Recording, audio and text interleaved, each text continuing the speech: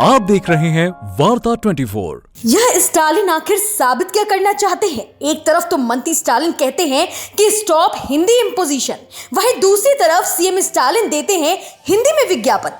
CM Stalin और उदयनिधि का दोगलापन आखिर क्यों? जब हिंदी भाषा से इतनी चिढ़ है तो फिर अखबार को क्यों दिया हिंदी में विज्ञापन? दोस्तों, अभी हाल ही में 2 दिन पहले देश भर में हिंदी दिवस मनाया गया। पूरा देश अपनी मातृभाषा हिंदी के प्रेम में डूबा दिखाई दिया। सभी ने अपने अपने अंदाज में हिंदी दिवस पर कविताएं और पोस्ट किए।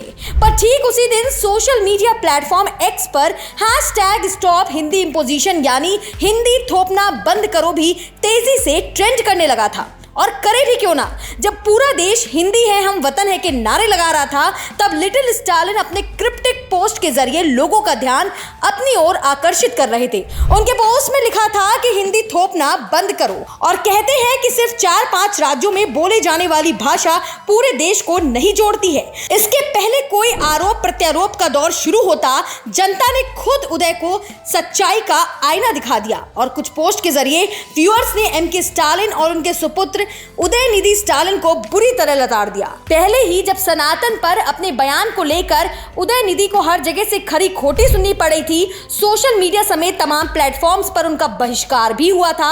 यहाँ तक कि सड़कों पर लोग उनके इस कदर खिलाफ हो गए थे कि उनके अपने इसी बयान को लेकर उन्हें जान से मारने की धमकी तक दे रहे थे। लेकिन अब एक बार फिर हिंदी भाषा पर सवाल उठाकर उन्होंने अपने खिलाफ एक नई मुसीबत मोल ली है, क्योंकि एक तरफ तो डीएमके अध्यक्ष उदयनिधि स्टालिन के बेटे राज्य में हिंदी भाषा का विरोध करते हैं और सरकारी स्कूलों में हिंदी पढ़ाने से रोकते हैं, तो वहीं दूसरी तरफ डीएमके का दोगलापन तब दिखता है जब ये सरकार राज्य में बाहर के राष्ट्रीय अखबारों में हिंदी में विज्ञापन देती है।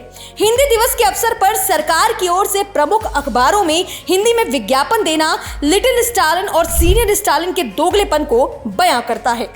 इन घटनाओं का सिलसिला तब से शुरू हो गया जब से 28 पार्टियों ने एक दूसरे से हाथ मिलाया है। खुद को राजनीति के पिच पर सक्रिय रखने के लिए यह नेता कभी जनता को बरगलाने की कोशिश कर रहे हैं तो कभी मीडिया वालों का ही विरोध करने लगते हैं, लेकिन उनकी ये सियासी चाल उन्हीं पर भारी पड़ती हुई दिखाई दे रही है। अब वह दिन दूर नहीं जब ये सभी राजनेता अपने ही जाल में फंसकर अपनी कुर्सी भी खतरे में डाल देंगे। वैसे आपको बता दें कि बीते दिनों पेरिस की यात्रा पर गए राहुल गांधी को वहां भगवत गीता की याद आ जाती है। इसके चलते वो उपनिषद और हिंदू ग्रंथ पढ़ने की बात भी करते हैं। इतना ही नहीं, वो इन ग्रंथों को पढ़ने की विशेषता भी बताते हैं और यहाँ भारत में रहकर उन्हीं के संगठन के नेता कभी सनातन धर्म का विरोध करते हैं तो कभी हिंदी भाषा का। गठबंधन में शामिल इन नेताओं की बयानबाजी से कहीं ना कहीं राहुल गांधी भी बखूबी वाकिफ हैं। शायद यही वजह है कि वो भगवत गीता पर बात कर हालातों को संभालते हुए डैमेज कंट्रोल पर लगे हुए हैं। फिलहाल उदयनिधि स्टालिन के इस दोगलेपन को आप किस नजरिए से देखते हैं, हमें कमेंट करके जरूर बताएं और चैनल को सब्सक्राइब करना ना भूलें। न्यूज डेस्क वार्ता 24। आप देख रहे हैं वार्ता 24।